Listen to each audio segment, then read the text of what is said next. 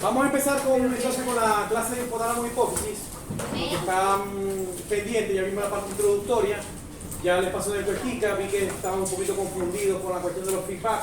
Hay mucha gente que todavía está rumiando lo que viene siendo las retroalimentaciones. Recuerden que las acciones hormonales van de abajo para arriba en el eje, mientras que las acciones de feedback van de abajo, pero las acciones hormonales van de arriba hacia abajo, ¿no? En el eje. Por lo menos hipotálamo, hipófisis gónada, hipotálamo, hipófisis tiroides, hipotálamo, hipófisis adrenal, eso es una acción hormonal directa. Los feedback o las retroalimentaciones o las retroacciones son de abajo hacia arriba. Bien sea así o bien sea así. Eso es un feedback. Si es inhibitorio, es un feedback de tipo negativo. Y si es estimulatorio, es un feedback de tipo plus, de tipo positivo.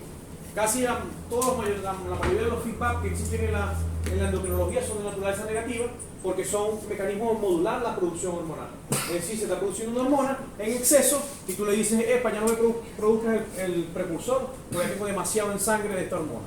Entonces es una manera de regular la homeostasis de diferentes ejes: hipotálamo, hipófisis adrenal, hipotálamo, hipófisis tiroides, hipotálamo, hipófisis gónada, hipotálamo, hipófisis glándula mamaria. Todo eso son feedback. Feedback de naturaleza negativa casi todo. La semana que viene no les voy a dar clase yo, le va a dar clase el profesor Decio. El profesor Decio González le va a dar clase a las 2 de la tarde. Él sí, cuando vengan, traten de esperarlo afuera porque no le gusta que los estudiantes estén dentro del salón. Ya con él sí es una excepción a la regla que nosotros iniciamos a la hora de crear esta asignatura. Así que lo esperan afuera, ahí sentaditos, que él siempre llega a 2, 2 y 5 y pasan una vez todo para que vean la clase con él. Les va a dar fisiología del páncreas, fisiología de la paratiroides y fisiología de la tiroides. O sea, los tres temas en uno solo. Dice que lo va a concatenar bastante bien resumido para tener una clasecita de 2 a 4 y media, de 2 a 5 cuando mucho, para terminar con ese tema. Entonces eso iría para el primer bloque, con la introducción a la endocrinología, hipotálamo, hipófisis y ese tema. Ese sería el primer bloque. Ya, porque ya son 5 temas y es bastante para ir leyendo y para ir lineando. Hoy vamos a hacer énfasis en lo que viene siendo el hipotálamo y la hipófisis, que son dos estructuras sumamente importantes para la endocrinología. Necesito que alguien me pase las láminas para no estar yo pasando por delante de la cámara y todas esas cosas que me están grabando, que me están... Profe, entonces el examen sería la siguiente semana. Ahí vemos. Podría ser después de la semana aniversario. La semana aniversario es la semana del 5 de mayo. Siempre hay eventos culturales, deportivos, tal. Entonces de pronto ustedes están como que relajados con eso, como para estar poniendo parciales esa fecha, y ya estamos por llegar a esa fecha. Porque estamos todavía la semana que viene cumplo años, tienen que traerme algo. Cumpleaños el lunes, el miércoles me traen algo, me traen una tortilla, un ponquecito, un chocolatico, algo. Yo soy chuchero también. Un punto. Me pueden traer eso. Un punto. Profe, pero si no da Decio, se lo damos a él por entonces. La semana que viene, sí. No, porque voy a estar aquí, por ejemplo, el miércoles de la mañana voy a estar aquí haciendo bloques multidireccionales aquí en la Policlínica en la mañana. Y en la tarde puede ser que venga, si estoy libre, vengo a presentarlo, a presentar al profesor Decio, para que me den el regalo y me voy. Sí. Está bien. Vamos a la siguiente.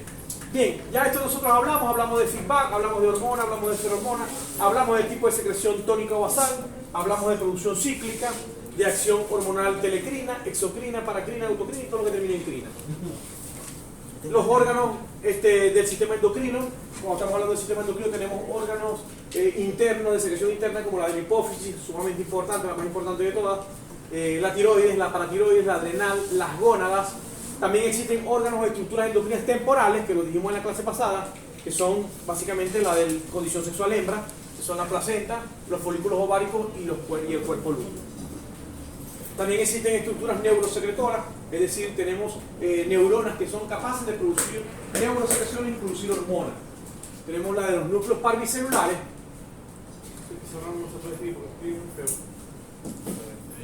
Núcleos parvicelulares y núcleos magnocelulares. Son dos tipos de núcleos que producen hormonas a nivel del hipotálamo. Son núcleos hipotalámicos como tal.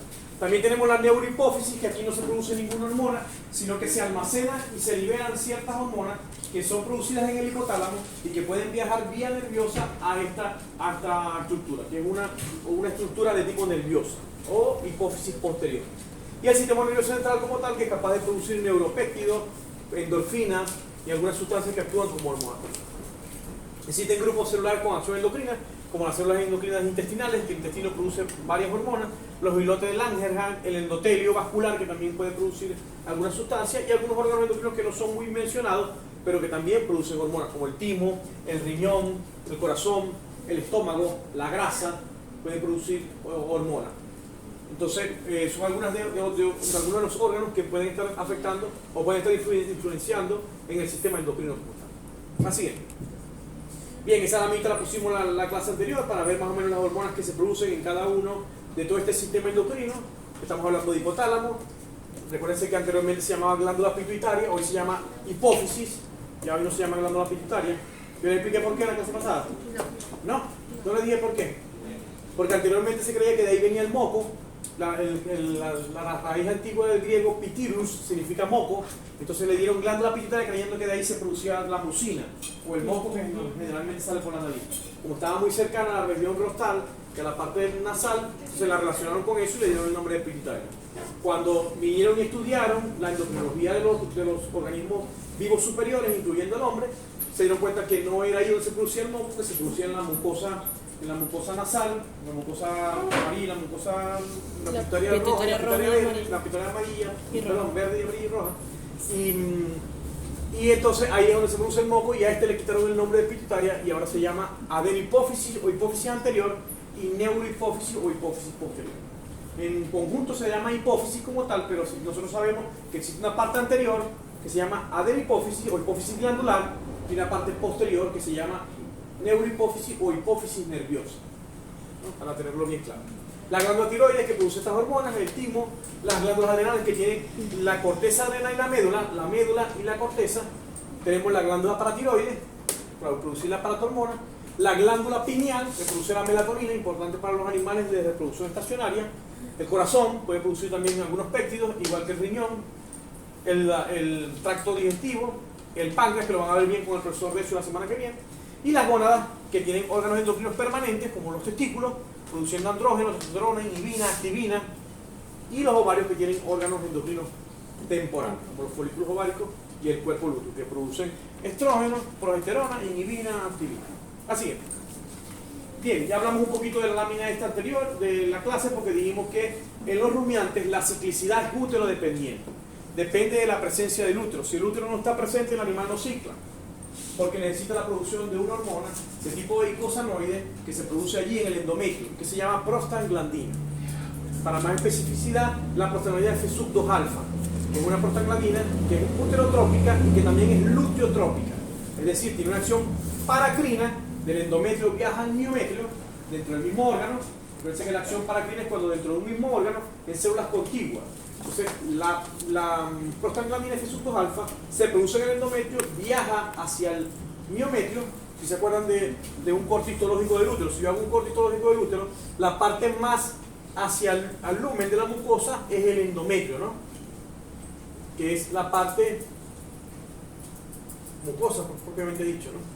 La parte muscular, que está en el centro, es el miometrio, que aquí no hay producción hormonal, pero sí hay receptores para muchas hormonas. Recuerden que los estrógenos, la oxitocina, la relaxina, la progesterona, la prostaglandina E, la prostaglandina F2-alfa tienen receptores en el miometrio que pueden relajar o pueden tonificar el útero. Entonces ustedes van a escuchar términos como útero tónico, útero hipertónico o útero flácido, dependiendo de la acción hormonal que haya. Cuando tengamos la práctica de genitales, que va a ser muy pronto también, porque ya tengo un curso que voy a dictar el viernes y sábado de inseminación y me van a traer bastantes genitales. Esos genitales los voy a utilizar en el curso, pero luego los voy a congelar en la cava de anatomía patológica y van a estar ya ahí listos para hacer la práctica de nosotros. O sea que probablemente antes de la semana aniversario estemos dando una práctica de laboratorio de lo que viene siendo la parte reproductiva. Ya terminamos el primer bloque y empezamos una vez con hembra y vamos a entonces estudiar esta parte. Entonces tenemos una parte mucosa que tiene acción hormonal. Aquí se producen dos tipos de prostaglandina, la prostaglandina E y la prostaglandina F2-alfa. Una tiene una acción luteinizante o luteínica, que es la prostaglandina E, y la otra tiene una acción la contraria, luteolítica, que rompe el cuerpo lúteo, que es la prostaglandina F2-alfa. Y ella tiene una acción entonces telecrina, que viaja hacia el ovario, hacia el cuerpo lúteo específicamente, y una acción paracrina que viaja hacia el miometrio. propiciando tonicidad del útero. ¿No? Cuando se está haciendo la luteólisis, esa tonicidad se incrementa. En la mujer, en el síndrome premenstrual, hay una luteólisis antes de la menstruación. Y esa luteólisis hace que hayan contracciones miometriales que a veces son con dolores menstruales. Eso tiene un nombre, ¿cómo se llama ese nombre? ¿Ah? Cólico uterino podría ser, pero tiene un nombre que es un poquito más médico, que se llama dismenorrea. Cuando viene la menstruación dolorosa, con bastante dificultad y con bastante dolor, y eso es el síndrome premenstrual, porque está actuando la prostaglandina. La prostaglandina F2 alfa está actuando sobre el endometrio y sobre el miometrio. Sobre el miometrio produciendo tonicidad y movimientos para la liberación de todo la denudación que va a haber a nivel de la mucosa. Recuerden que en los primates homínidos y no homínidos existe la menstruación, que es la pérdida de células que están ahí. La prostaglandina produce una vasoconstricción muy fuerte y muchas de las células que están adosadas a la mucosa se pierden. Se van esa denudación y se van con sangre. Entonces, en un cierto periodo del ciclo menstrual hay un sangrado. No solamente en ustedes, en la chimpancé, en la gorila, en cualquier hembra de los primates no homínidos y primates homínidos también puede haber la menstruación. Distinto al sangrado de la perra. ¿Eh? El sangrado de la perra no es de origen uterino. El sangrado de la perra es de origen vaginal. Una perra en proestro, ustedes ven que va dejando goticas de sangre cuando está en proestro, y eso no es de origen uterino, o sea, no se puede llamar menstruación. Muchas veces los clientes que están menstruando, no, ya no, los perros no menstruan. Simplemente es que el proestro, la vagina, aún incrementa su diapédesis y su fluidez por acción de los estrógenos del proestro, y entonces puede haber cierto sangrado, que básicamente es una secreción cero sanguinolenta, no es sangre como tal, sino es un poquito más acuosa. ¿Qué pasa con las perras que nunca sangran?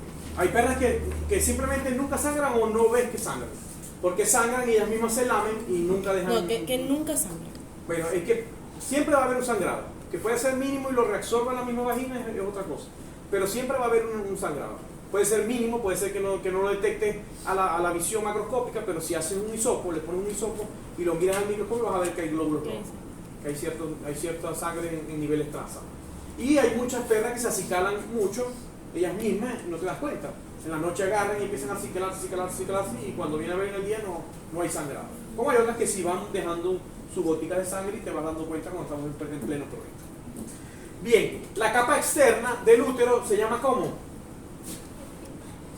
Endometrio, miometrio, ¿y cuál es la externa? Que es serosa, que no tiene acción endocrina, no produce hormonas ni tiene acción muscular, simplemente de formar estructura del útero.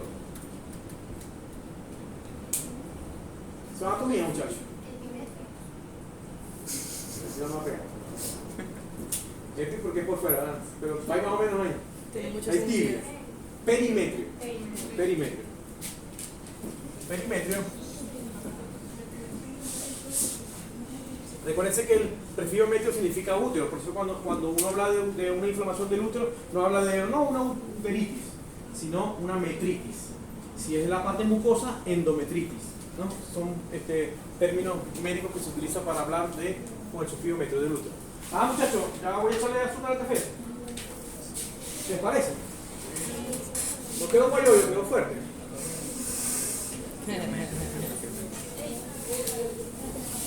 No parece que lo hubiese hecho con... Ellas están todas en la lista. No falta nadie Dos para hermanos. anotarse. Uy, falta el... No jodas. ¿Pero dónde? Tenía una cuchara con azúcar. Gracias, muy amable. Bastante azúcar, poquito azúcar. No dulce tampoco. No, échale poquito ahí. Normalito.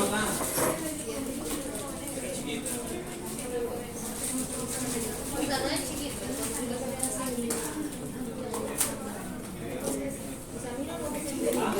Mira, ya no encuentro solo la pizza verde. Voy a ir con pasar la pizza, ¿te acuerdas? Pero vi unos secretos de Point que también me televisaron también. O sea, tuviste que ser así. Porque no viste colores. Lemon green. Pero Yo tenía uno rosado, ¿no? No, green. Vos tenías uno rosado. Completo.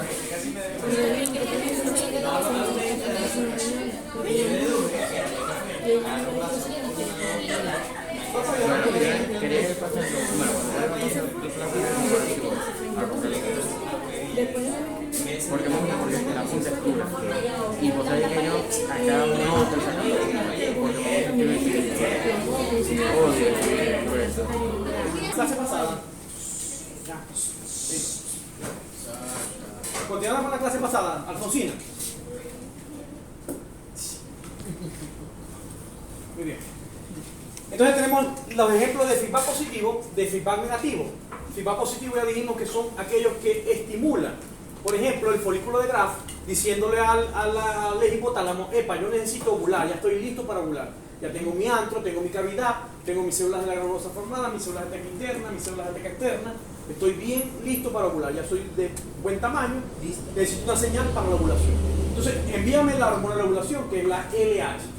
Le dijimos en la clase pasada que tiene 3 funciones: ovulación, esteroidogénesis y luteinización. Son las 3 funciones de la LH en la hembra.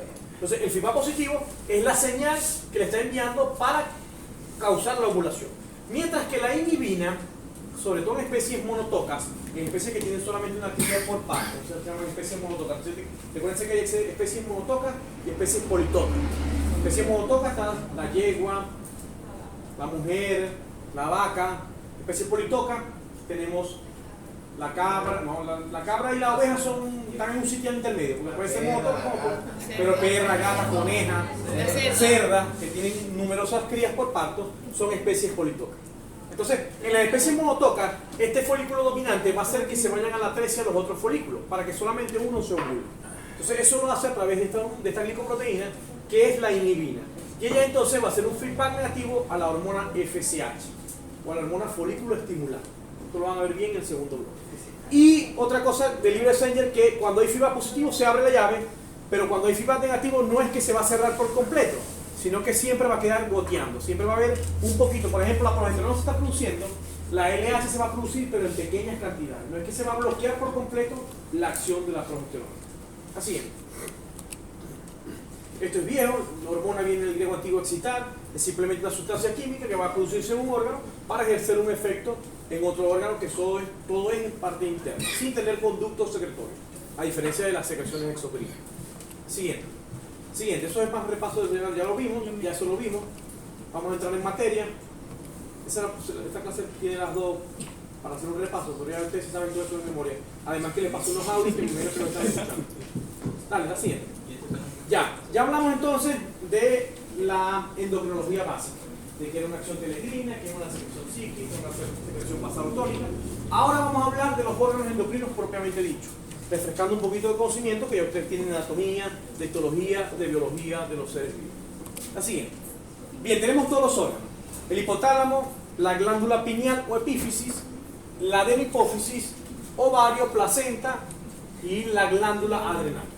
Esos son sobre todo en la parte de reproducción. Vean que glándulas endocrinas involucradas en la reproducción. Y hoy por hoy se habla mucho de los adipocitos, porque los adipocitos nos producen una hormona polipeptídica que es muy importante en la reproducción, que está muy en boga de la reproducción animal y la reproducción humana, que es la leptina. Una hormona polipeptídica que se produce en el tejido graso blanco. Recuerden que el tejido graso puede ser tejido graso marrón, tejido graso blanco o tejido graso amarillo. Tejido graso marrón en las crías recién nacidas. Cuando nace una cría recién nacida viene con bastante tejido graso marrón, que se ve de color marrón porque es rico en mitocondria para dar energía a un recién nacido.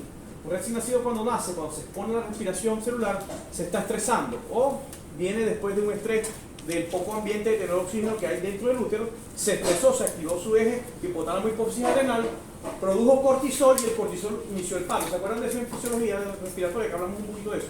Inclusive creo que con ustedes vimos una práctica con un becerrito que es un fetico. Ya hablamos un poquito de eso, ¿o no? Perdí mi tiempo.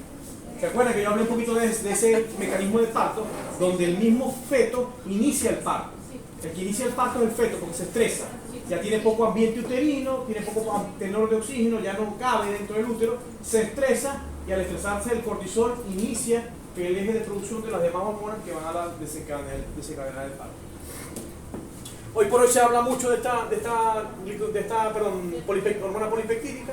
Googleenla, léanla, recientemente descubierta, recientemente no, ¿quién la tiene más de? ¿Lectina o lectina? Como lectospira. porque es una proteína, es un polipéptido alargado. Entonces cuando se descubrió en la grasa, le dieron el prefijo LEP, sin decir alargado. La bacteria leptospira es como un bacilo alargado. Entonces le dieron el nombre leptospira, porque es un bacilo más alargado de lo común, de cualquier bacilo. Entonces esta proteína, o este polipéptido, como es alargado, le dieron también el prefijo LEP, que significa alargado, leptina. Entonces es una hormona polipeptídica que es alargada, que se produce en el tejido adiposo blanco y no en el adiposo amarillo, que es el de la grasa vieja, de los toros viejos, de los animales viejos, que producen también, que pueden producir hormonas como estrógenos o derivados de andrógenos, pero no producen leptina. El tejido adiposo blanco es el que produce esta proteína. Está estrechamente relacionada con la reproducción porque tiene receptores tanto en el ovario como en el hipotálamo y en la glándula adenipófisis. Hay receptores para la leptina en ellos, inclusive es muy importante para lo que los especialistas hablan que se llama el gatillo puberal, o cuando un animal entra a la pubescencia o a la pubertad, o a nosotros también. La leptina está siendo muy estudiada también en humanos, está siendo muy estudiada porque hay personas que, por ejemplo, no sé si se han dado cuenta de algunas personas que tienden a ser con obesidad mórbida y no comen mucho. Gracias. Pinta que te manda ahí dos del toro. También dice, La de convito. también dice que se expresa en la placenta. La placenta también tiene receptores y también puede producirla. Entonces, esta hormona está siendo muy estudiada en la medicina humana, en la medicina veterinaria e inclusive en los controles de saciedad, porque esto es una hormona que se encarga de enviar una señal metabólica a decirle al animal, hey, ya no consumáis tanto alimento, a nosotros mismos, a controlar el centro de la saciedad. El centro de la saciedad queda en el hipotálamo ventromedial. Aquí, eso no es limpio. Si no se vayan a llevar los vasitos, por favor. Lo pueden poner aquí para que la gente también no me deje. No, pero ahí hay agua, eso no tiene agua, pueden enjuagarlo y ponerlo. Si no saben dónde puso la boca a su compañero.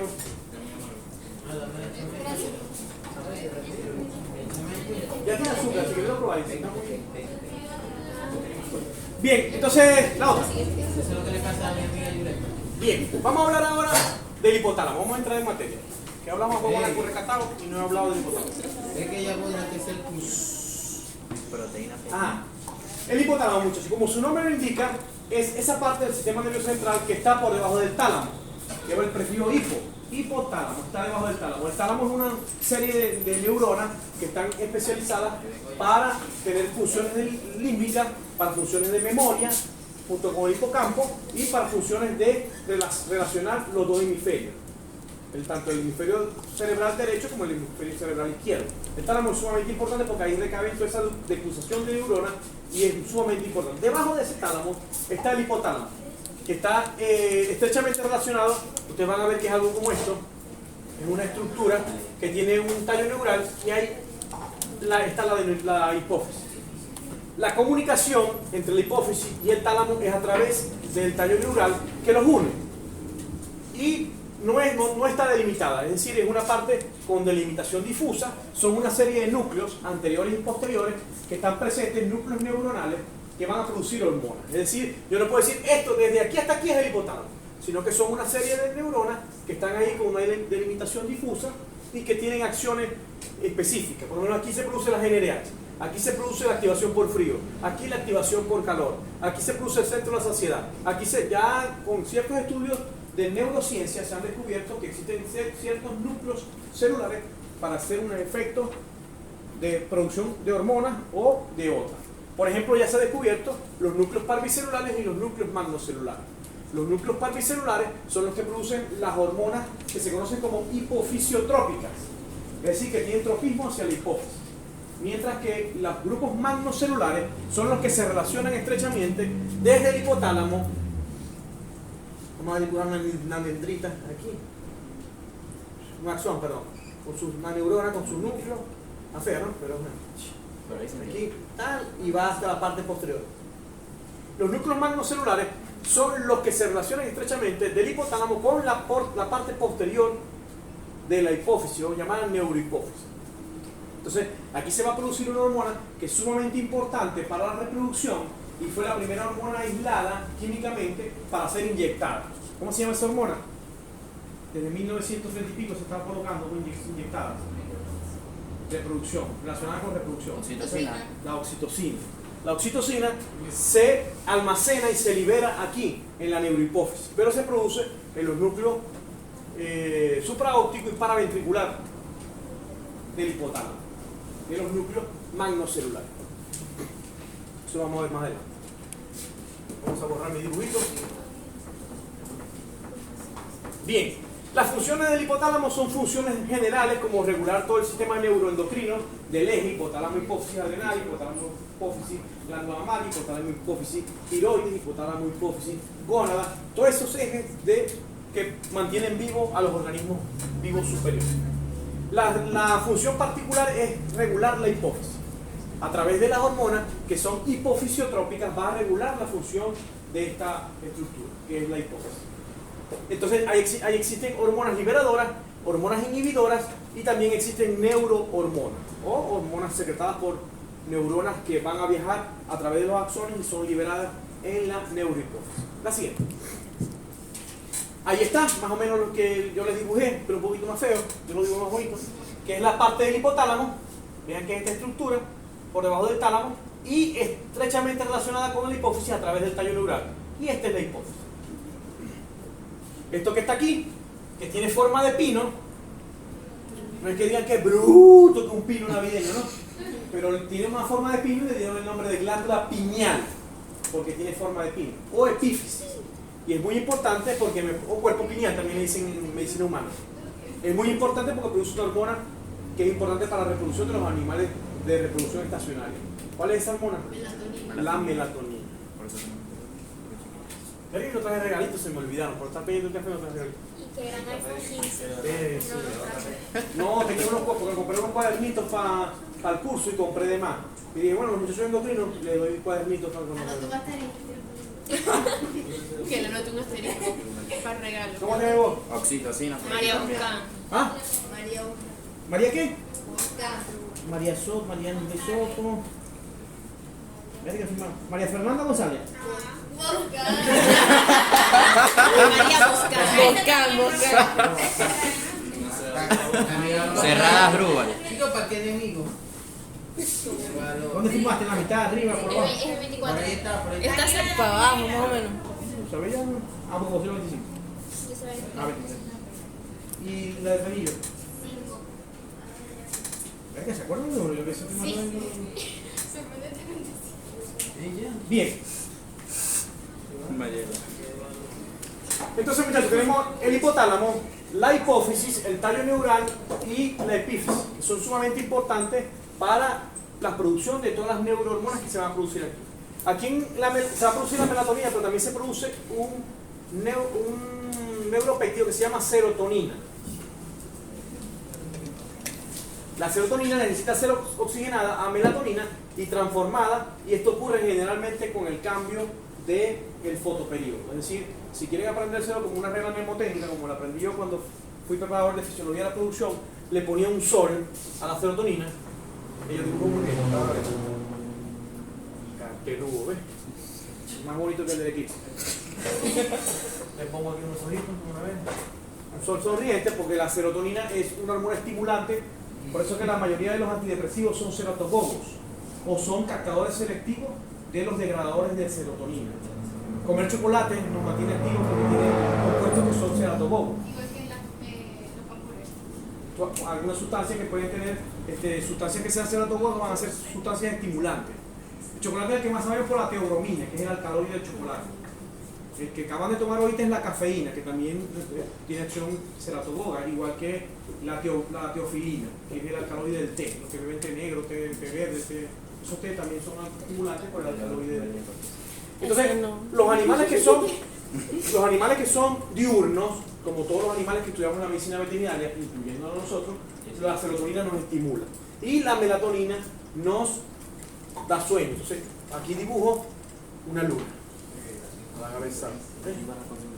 Hagan así, dibujen, no van a dibujar así tan bonito como hago yo, pero hagan un intento ahí en un cuadro para que lo relacionen. Melatonina con la noche, serotonina con el día. 20 minutos después que ocurre el cambio de fotoperíodo, hay un cambio de paso de serotonina a melatonina. ese cambio nos hace lo que se conoce como ciclos circadianos de la melatonina, que son ciclos cada 24 horas. Como la luz se va cada 24 horas, bueno, si estamos hablando de luz natural, estamos hablando de luz artificial, lo que le dé al coño que está bajando el switch del cuerpo LED. Pero más o menos entre las 6:30 y las 7 empieza a hacerse de noche y se va propiciando el paso de serotonina a melatonina. La melatonina nos da sueño, nos mantiene con sueño, nos mantiene un poquito menos inactivos si son de naturaleza diurna, porque hay personas que son de naturaleza nocturna, que se mantienen más despiertas en la noche y en la madrugada. Si son gamers, pasan toda la noche matando mostritos, jugando FIFA, y se acuestan a dormir a las 3, 4 de la mañana para después estar todos sonámbulos y tienen que tomarse el café en la clase. Y las chicas también, ¿sabes? Se mantienen viendo redes, TikTok, tal, se mantienen toda la noche despiertas y después que duermen. Son cambios que van a cambiar el ciclo de vigilia-sueño, que se llama en el humano. En animales no se llama así, en el humano se llama ciclo de vigilia-sueño. También se puede cambiar cuando tú viajas a través del uso horario. Cuando los que tienen la capacidad financiera de poder hacerlo, de pasar el Atlántico y llegar hasta la parte norte de Europa, van a sentir un cambio en el uso horario y pueden ser afectados por una patología que se llama jet lag. El jet lag no es más que un cambio en ese ciclo de vigilia-sueño. Entonces cuando están en esta hora ya en Europa se están durmiendo, porque es más o menos que estuvieran aquí en la noche. Entonces el sistema nervioso se desconcentra y sigue produciendo melatonina y tú te estás durmiendo con la melatonina y resulta que ya son las 3 de la tarde. Entonces cada vez que uno va a hacer un curso allá de especialización, tiene que tomar bastante café para no quedarse dormido a las 2, 3 de la tarde, porque es como si estuviera aquí 9, 10 de la noche y ya empieza uno a medio caer. Tenéis jet lag porque por así deberían haber sido en Noruega. Sí, jet lag inverso. Ya. Bien, la siguiente. El hipotálamo. Bien, ahí lo tenemos en una ovejita, porque siempre pongo láminas de humanos. Esta es una ovejita para mostrar el hipotálamo que está por encima de la hipófisis y por debajo del tálamo. La siguiente. Ahí tenemos la relación que existe entre el hipotálamo con todos los núcleos hipotalámicos y la neurohipófisis y la adenohipófisis. La relación que existe con la hipófisis anterior es de tipo vascular, es decir, no llegan fibras nerviosas, llegan solamente a través del plexo primario del sistema porta hipotalámico, de la eminencia media hasta las partes aferentes que van a la hipófisis. Entonces la relación con la hipófisis anterior es de naturaleza vascular. Si lo pregunto en examen, ya saben, de naturaleza sanguínea. La relación que existe con la neurohipófisis es de naturaleza nerviosa, porque son los axones de las neuronas que vienen desde los núcleos magnocelulares, el paraventricular y el supraóptico principalmente. Eso es un juego de palabras un poquito, pero en la medida que lo vayan estudiando se van a dar cuenta. Entonces aquí van a funcionar todas las hormonas que son hipofisiotrópicas,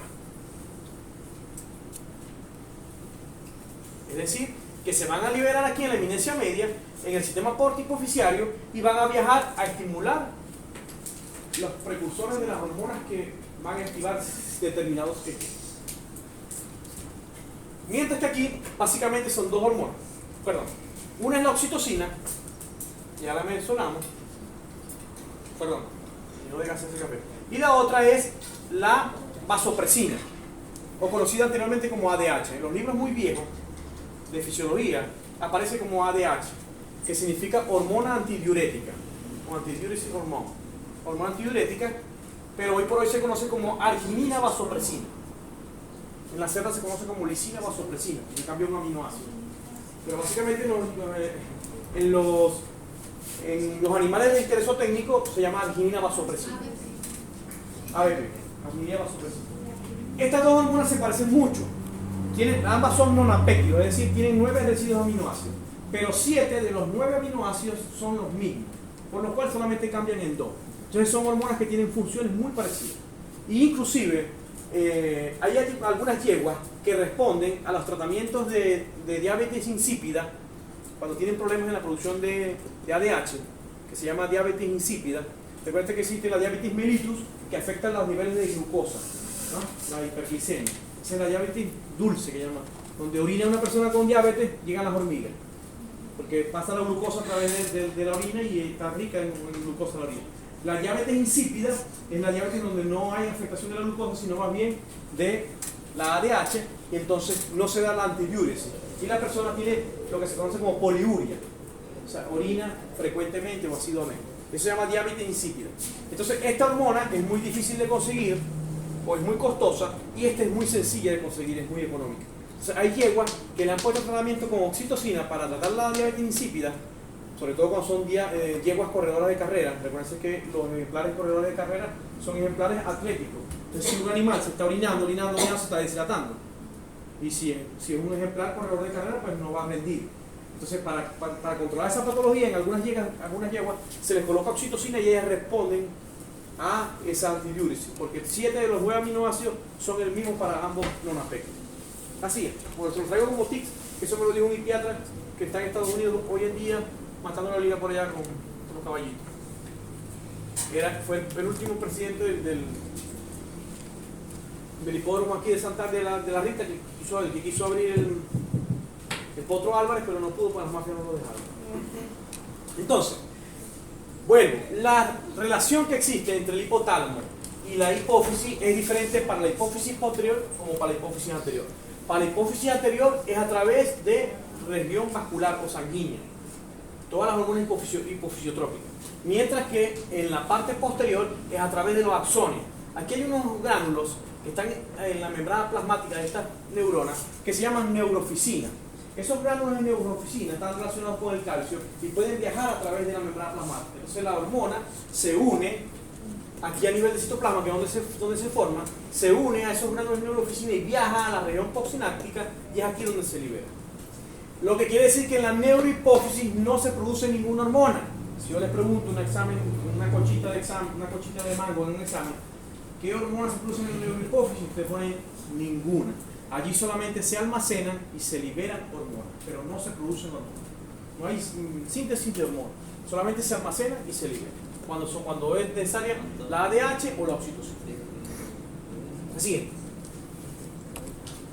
Bien, los diferentes núcleos hipotalámicos tienen acción. Por ejemplo, la parte posterior tiene que ver con la presión sanguínea, con la midriasis, la dilatación pupilar, con temblores, la parte dorsomedial con la estimulación gastrointestinal, el núcleo periformical con el centro de la saciedad, con el hambre, presión sanguínea aumentada, la ira, el núcleo ventromedial tiene también otro centro de saciedad que controla el consumo de alimentos, los cuerpos mamilares, reflejo de alimentación, y una serie de núcleos tienen cada una de las funciones. El núcleo paraventricular, liberación de oxitocina y también liberación de ADH. El área preóptica medial tiene que ver con la frecuencia cardíaca, la presión sanguínea, la contracción de la vejiga. Cada uno de los núcleos, hoy por hoy se sabe de que tienen ciertas acciones frente a los cambios ambientales. Por ejemplo, si estamos en presencia de calor, ahorita hay mucho calor, si trotamos un poquito por afuera, se nos va a activar la área preóptica posterior, donde va a haber la regulación de la temperatura corporal, va a haber jadeo, sudoración e inhibición de tirotropina. Recuerden que la tiroides van a ver que incrementa el estrés oxidativo y que siempre se libera en condiciones de frío. Como estamos en producción de frío, se libera para aumentar la oxigenación y para producir termogénesis, que es la producción de calor. Si estamos mucho tiempo aquí con este aire prendido y tenemos frío, empezamos a titiritar de frío, ya estamos activando nuestra glándula tiroides para producir termogénesis. Siguiente. Mientras que esto es termólisis, la sudoración y tal es termólisis. Más de lo mismo, ese es de otros libros, para ver la relación vascular con la adenopófisis y nerviosa con la neurohipófisis. Aquí lo mismo, solamente que de diferente forma. Aquí también está la pars intermedia. La pars intermedia es una parte de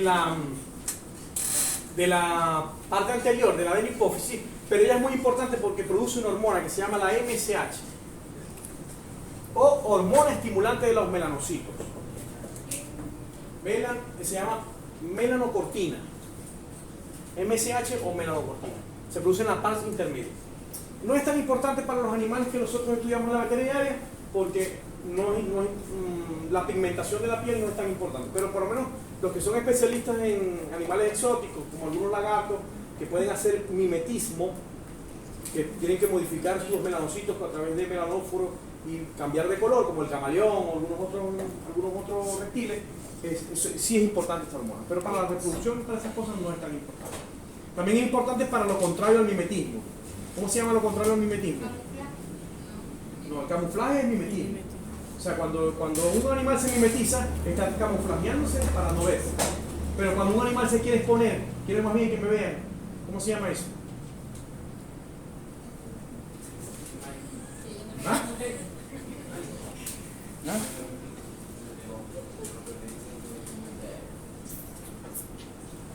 Hay animales que necesitan verse. Yo me pinto de color amarillo intenso o me veo de color rojo porque soy venenoso, como las corales, como el sapito amarillo ese venenoso de Costa Rica, que es una ranita amarilla, que es amarillo intensa. Hay los pez globo, algunos el pez payaso también, que necesitan verse porque son peligrosos para la naturaleza. Eso se llama aposematismo, que es lo contrario del mimetismo. Aposematismo.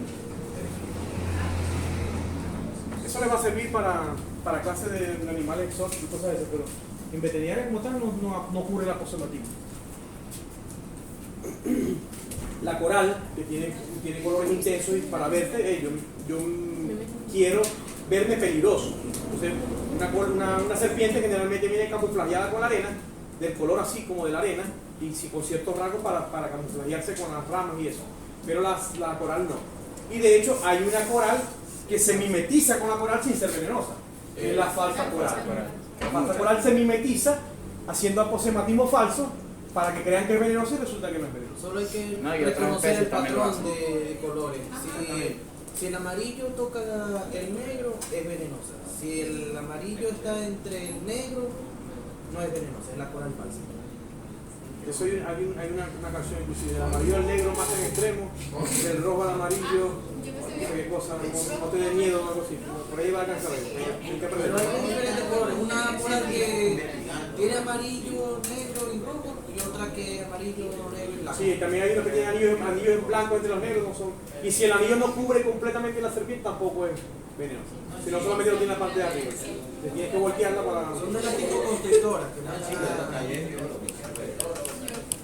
Herpetólogo, ¿eh? Manejar el término correcto. Ofiliólogo. Herpetólogo es un especialista en reptiles, ofiliólogo es más específico, a la serpiente. Vamos a borrar este. Tiene rato lleno, lo que sea hacer. Como osito, la tierra, hacer el eclipse. Bien. Entonces, muchachos, a través de microscopía de barrido se hizo una coloración más o menos para enfocar dónde están los núcleos más importantes del hipotálamo, pero son regiones de condensación de neuronas, pero no es que vean que aquí se superpone, ¿no? El núcleo paraventricular con el núcleo anterior se superpone, porque es la actividad neuronal que hay en ciertos núcleos y que obviamente a través de las mediciones de algunos sustratos se pueden ver donde hay mayor actividad cerebral. Entonces, se ha podido más o menos decir en qué parte hay mayor actividad cerebral, inclusive en la condición sexual hembra hay algunos núcleos cerebrales que se activan y en la condición sexual macho hay otros núcleos cerebrales que se activan, ¿no? Eso está muy científicamente demostrado, inclusive hay una parte de la hembra que se llama, a ver, eso está en una parte del hipocampo. Donde se entrecruzan los. Hay una parte de la condición sexual hembra donde está más desarrollada que el cerebro del macho, y por eso que ustedes, las hembras, pueden hacer varias cosas a la vez, y nosotros, si tenemos radio perdido, no podemos buscar una dirección.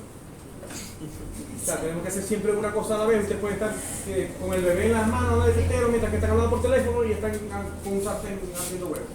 Y dándole la patada a los niños que se están tocando. Un hombre no puede hacer eso porque no existe la relación entre los dos hemisferios cerebrales, porque creo que son los cuerpos mamilares que están más desarrollados en la. Bueno, después lo voy a investigar y se lo digo. Acordame. Donde está más desarrollado en la condición sexual hembra que en la condición sexual macho. Porque el hipotálamo se convierte de manera dimórfica tanto para la condición sexual hembra como para la condición sexual macho.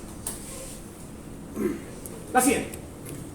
Bien, esto no lo pregunto yo así tan pirulaza, ¿no? Pero más o menos para que tengan una idea que si hay la afectación de algún núcleo específico del hipotálamo, se va entonces a producir una patología propiamente dicha. Por ejemplo, si se afecta el núcleo paraventricular, o sea, no hay la producción de oxitocina, entonces va a haber agalactia, no va a haber producción de leche en el animal, y va a haber inercia uterina. En el momento de haber el parto, va a haber inercia uterina y se va a presentar un parto dificultoso, que se conoce con el término de distosia. un parto distóxico. Si estamos con una afectación del núcleo supraóptico, no se va a producir bien la arginidad vasopresina y entonces puede aparecer la diabetes insípida. Si hay daño en el área ventromedial, inclusive puede aparecer homosexualismo, obesidad, hiperfagia, porque ahí están los centros de la saciedad y el área ventromedial está muy relacionada con la condición sexual hembra. La condición sexual hembra, o sea, cualquier hembra, que sea XX, de los animales que nosotros estudiamos en medicina veterinaria, el área ventromedial tiene una mayor actividad neuronal con respecto a otros núcleos. Mientras que si ocurren en las partes anteriores, en un núcleo clavo, pueden aparecer déficit de crecimiento, esquizofrenia, afagia, si se afectan los... Y si es la eminencia media, pues pueden aparecer muchas patologías porque todas las hormonas llegan ahí, en la eminencia media, para ser liberadas. Todas las hormonas hipofisiológicas. La siguiente. Entonces ya sabemos que existen hormonas que se producen en el hipotálamo como regla mnemotécnica también, llévenselo. Yo se lo enseño siempre como regla mnemotécnica para que lo aprendan. Casi todas las hormonas del hipotálamo son de naturaleza polipeptídica. Entonces cuando yo pregunte una hormona del hipotálamo y pregunte la naturaleza química, ya saben que no es un esteroide, que no es un eicosanoide, que no es una hormona glicoproteica, sino que es un polipéptido. Que puede ir desde un tripéptido, formado por 3 residuos de aminoácidos, hasta un polipéptido, que es 200 residuos de aminoácidos. Y a partir de 200 se habla de glicoproteína. Entonces todas las hormonas que se producen en el hipotálamo son de naturaleza polipeptídica, o casi todas. Hay una que no es de naturaleza polipeptídica, me la van a investigar. Eso lo ponen en Google. ¿Cuál hormona no es polipeptídica que se produce en el hipotálamo? Y debe salir. Empieza por dopa y termina por mina. Muy bien. Punto por la dopamina. Ya no lo investiguen. Ya se va de unión. ¿Lo descubrieron? Yo se lo dije en TIC, lo descubrieron. Porque esa no es una glicoproteína. No, es una catecolamina. Un grupo catecol con aminoácido tirosina. Como la adrenalina y la noradrenalina. De hecho, la dopamina da origen a la adrenalina y la noradrenalina. Para formarse la adrenalina y la noradrenalina tiene que formarse el grupo dopa y después la dopamina como tal, que es el grupo catecol con el aminoácido tirosina. ¿Deja el café? Esto me queda un poquito. Tiene que vérselo todo, muchachos, porque después lo meto en el carro y hago otro desastre con la computadora, lleno el café del carro. Jorge se lo. Venga, pero me quedó bueno. Menos mal que nadie me dijo que te puedes casar porque sabe que no es un premio o más bien me están castigando. Oye, ya te puedes casar, así un café, ¿verdad? O sea, ¿me estáis premiando o me...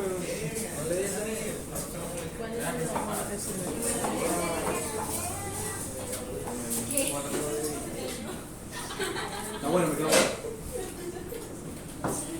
Te quedó bueno porque dice bajito y el bajito no.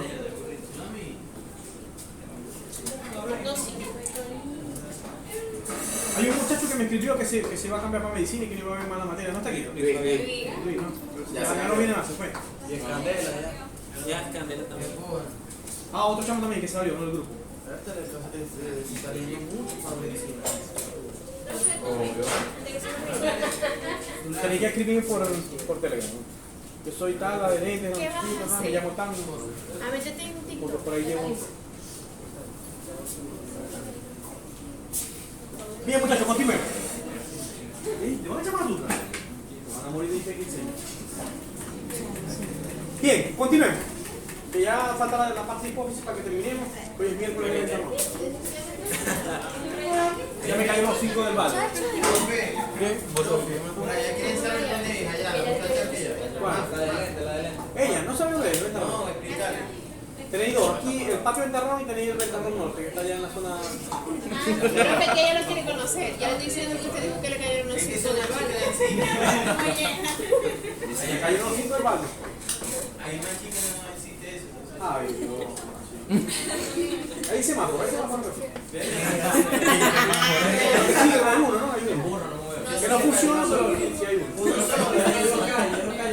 Hay dos calles, la principal y el de... La Plaza Bolívar con un fuerte, con una cabina. Bien, bien. Me pasaron a la echa para atrás un poquito, para hablar un poquito. Ahorita siguiente. Oído, estamos, muchachos. Ya estamos terminando, ya no se me duerman. Tenemos entonces todas las hormonas que se producen en el hipotálamo son de naturaleza polipeptídica. Van desde 3 aminoácidos, que es la hormona más pequeña que existe. Esa sí la voy a mandar a que la. ¿Cuál es la hormona más pequeña que existe? Tiene 3 residuos aminoácidos. Es un tripéptido. Así no se lo voy a decir, investiguen. Ay. Y hasta 200 aminoácidos. Después de 200 aminoácidos se llaman glicoproteicas. ¿Qué es lo que pasa con la hormona de la prolactina?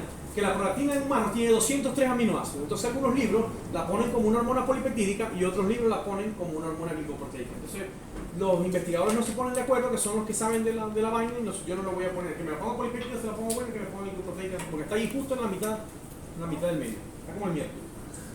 Tiene 200 residuos aminoácidos.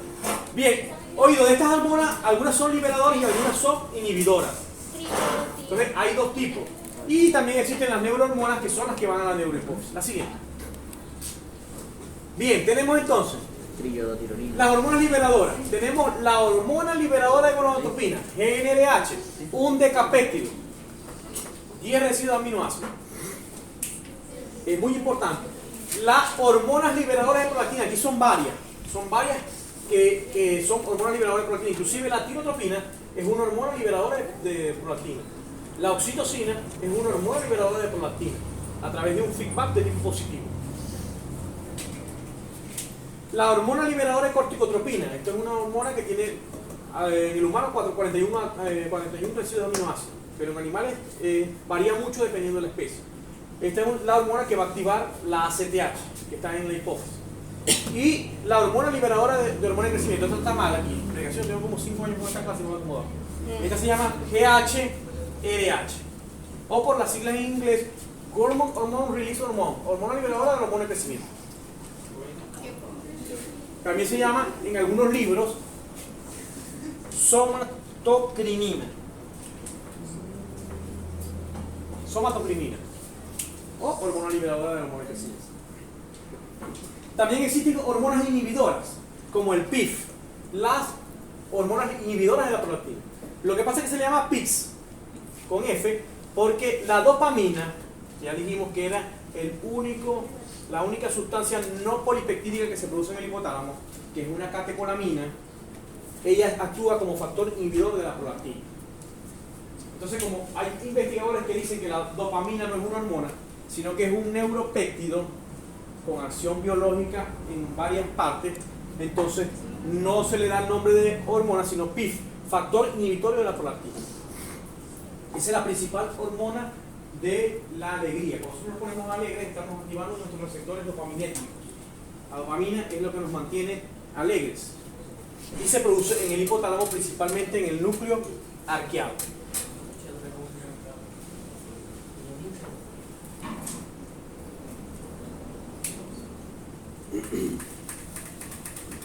Existe la hormona inhibidora de la hormona de crecimiento, que aquí también está mala. Yo siempre decía en clase, me acuerdo, hace como 10 años atrás cuando daba clase, yo la pongo mala para los que no vienen a clase, me la pongan mala, pero mentira, tengo 20 años dando así y no me acomodo en la clase. Sí, dice que es de 2018. Yo la pongo, dice 2018, bueno, yo la tengo mala desde hace mucho tiempo, entonces antes decía, engañaban mucho, decía, yo la pongo mala para los que no vienen a clase, me la pongan mala en el examen porque estudian por las láminas, pero mentira, era que ya no puedo decir más esa mentira. GHIH, o conocida en los bajos fondos como somatostatina.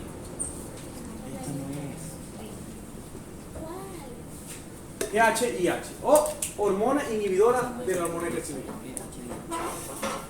Entonces no se llama GIH, sino GHIH. Room Hormone Inhibitor Hormone. Como el meme ese que se ponen a decir varias palabras, esto soy igual. Aquí hay una hormona nueva que no está puesta porque como no actualizo un coño, no la pongo, pero en el 2007 se descubrió que la GnRH tiene una hormona inhibitoria. Entonces aquí va otra, que es la GNIH, que es una hormona recientemente descubierta, no, recientemente no, ya tiene bastantes años descubierta, como 15 años descubierta, pero es un neuropéptido que el difunto Marcelo fue el que me la presentó, que le dijo a un estudiante de endocrino de la hormona inhibidora de gonadotropina, y salió otra vez Marcelo inventando vergas, y me puso a buscar en Google, a ver si la descubrieron. Y la descubrieron, era como en el 2008 y me hablaron en el 2007. Ya él había leído separado sobre eso y me tocó investigar sobre la hormona inhibidora de gonadotropina. Entonces, hoy por hoy se sabe de que existen 3 tipos de hormonas inhibitores: factor inhibitor de prolactina, hormona inhibidora de la hormona de crecimiento y hormona inhibidora de la gonadotropina. es una hormona polipeptídica.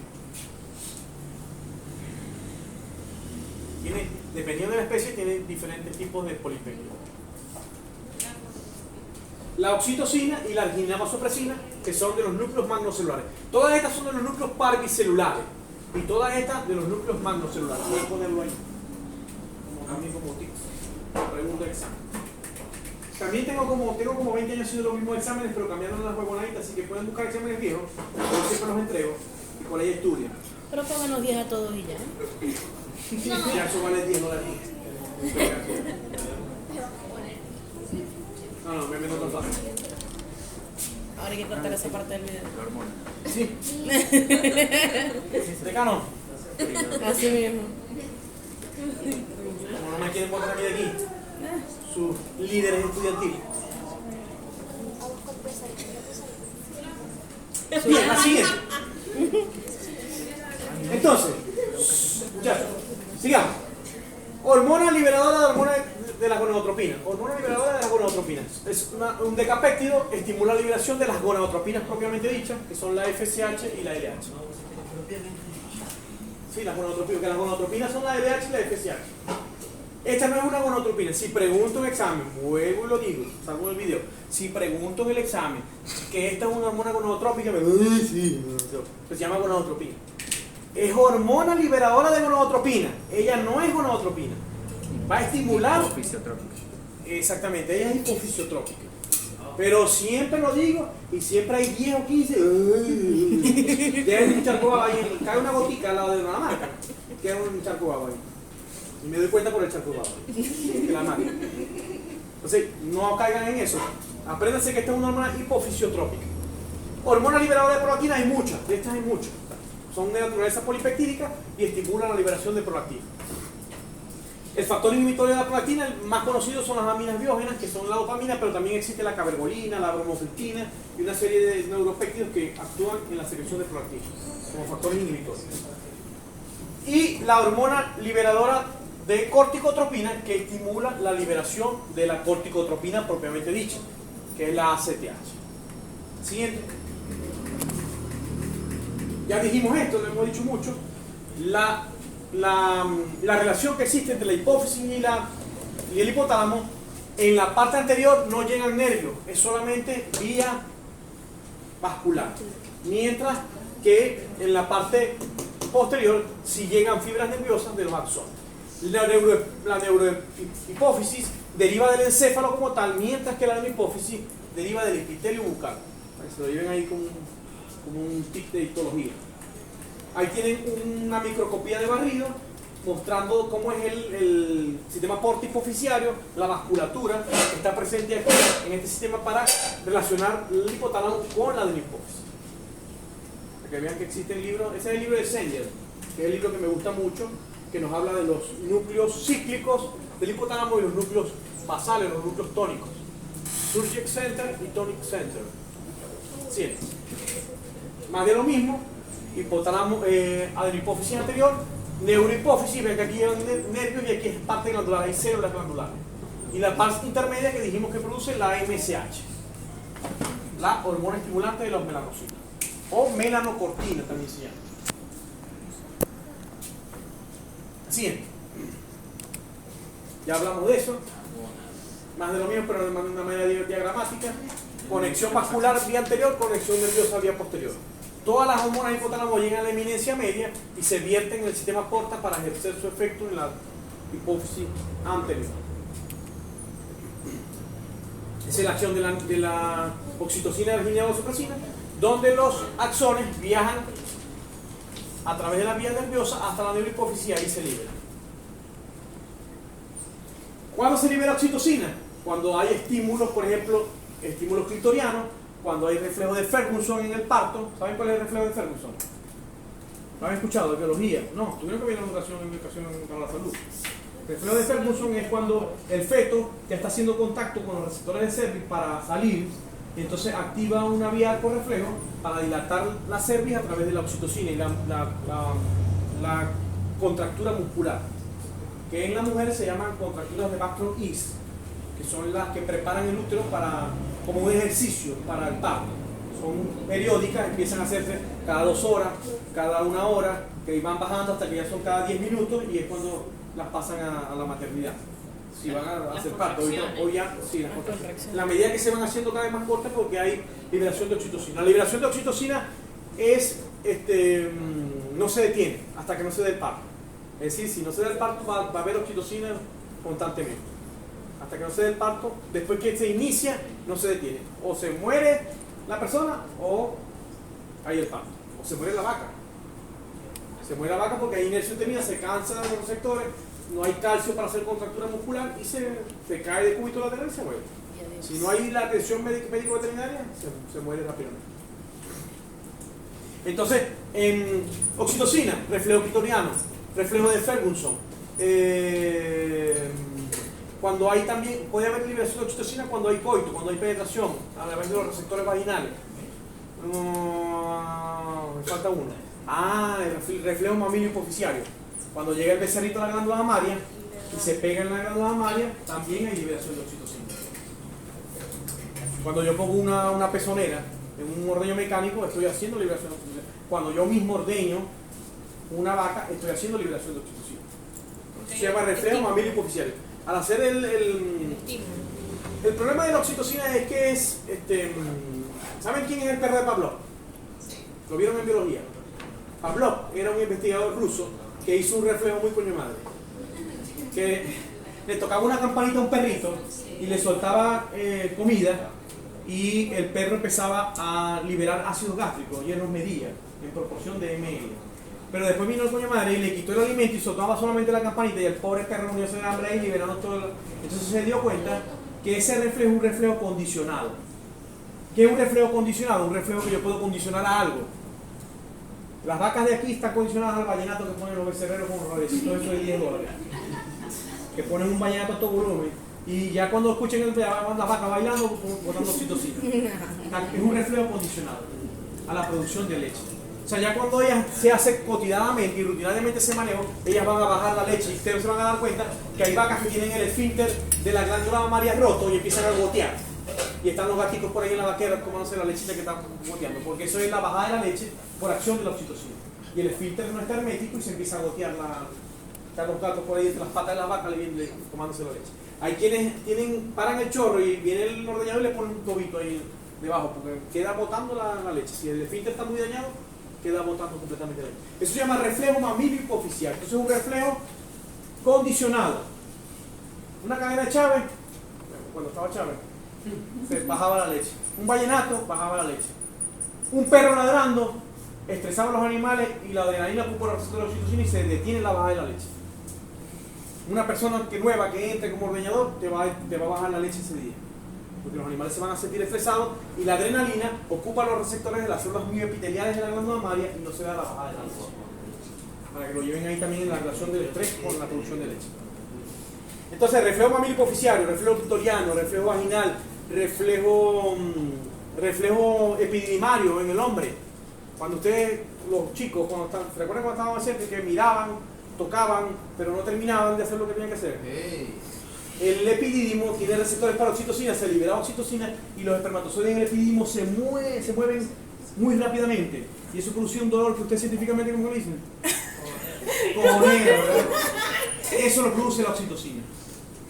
Para que conozcan su propia fisiología. La oxitocina activa los espermatozoides en el epidídimo y si los espermatozoides no salen, tienen que echarse un baño de agua fría. Porque ese movimiento epididimario de espermatozoides va a producir dolor. Y ustedes científicamente le llaman así, pero no es eso. Simplemente son espermatozoides activos a nivel epididimario y bueno, les recomiendo que se echen un baño si no concretan la misión. La siguiente. O hay gente que lo saca manualmente, pero en el caso de que no... Y creo que nos estamos saliendo de esto. Pero es para aprender sobre la fisiología. Todavía estamos dentro del tema médico. Reflejo mamilio hipoficiario. No, muchachos, porque a veces a ustedes les pasan cosas que son fisiológicas y no las relacionan, no las conocen.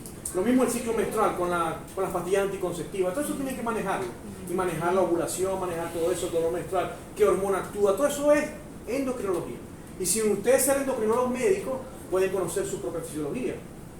Yo sé cuando tengo prostaglandinas que me están liberando y me está dando un dolor uterino porque está el cólico uterino actuando ahí por la acción de la contractura muscular en la prostaglandina, en la luteólisis. ¿Por qué se me cambia el ánimo en el síndrome premenstrual? Porque el cuerpo lúteo al romperse bajan abruptamente la progesterona y los estrógenos, y el cambio de esas dos hormonas hacia abajo hacen cambios actitudinales en la mujer.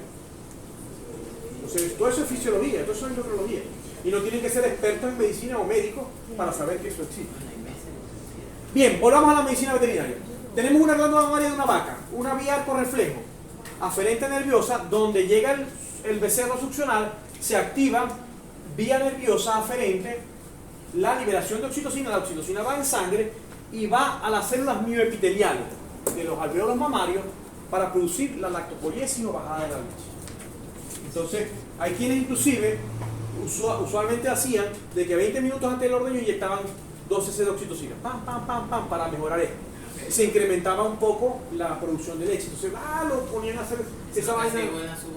En la feria se hace muy comúnmente también, se inyectan los animales para propiciar eso. Pero eso lleva a un agotamiento de la glándula mamaria por sobreuso y al final es peor el remedio que la enfermedad. Entonces ya está muy bien desuso, no se utiliza. De hecho, las inyecciones de oxitocina casi siempre son suprafisiológicas, son por encima de los niveles fisiológicos y no están recomendados. Reflejo mamilo hipoficiario, un reflejo condicionado. La siguiente. Bien, le presento las hormonas adenohipoficiarias. Todas las hormonas que se producen en la glándula hipoficiaria, o en la hipófisis, mejor dicho, o hipófisis anterior. La hormona de crecimiento, la van a ver en algunos libros como growth hormone, hormona de crecimiento GH, o como somatotropina, por eso es que tiene siglas de CTH o GH. Las gonadotropinas, que son estas dos, la FSH y la LH. Para el caso del macho, esta LH se puede llamar ICSH, que es la misma LH, pero con las siglas en inglés, hormona estimulante de las células intersticiales. Son las que estimulan las células de Franz von Leydig o las células de Leydig. La tirotropina, la TSH, lo van a ver la semana que viene con el profesor de eso. Es una glicoproteína, todas estas son glicoproteínas todas, que se parecen mucho. Glicoproteína, esta también es una glicoproteína. Esta también. Y esta es polipéptido. Bueno, aquí polipéptido. Esta es glicoproteína, en algunos libros, como les dije, la prolactina, en algunos libros aparece como polipéptido, en otros aparece como glicoproteína. Porque en el humano tiene 203 aminoácidos, y a partir de 200 es que se habla de glicoproteína. Entonces tenemos la gonadotropina, la somatotropina, la tirotropina, la corticotropina y la prolactina. O mamotropina también le llaman, porque tiene tropismo hacia la glándula mamaria. Mamotropina. En algunos libros, oído el tambor, en algunos libros van a ver que la prolactina se llama LTH, pero en libros muy viejos. A lo mejor ustedes no han nacido.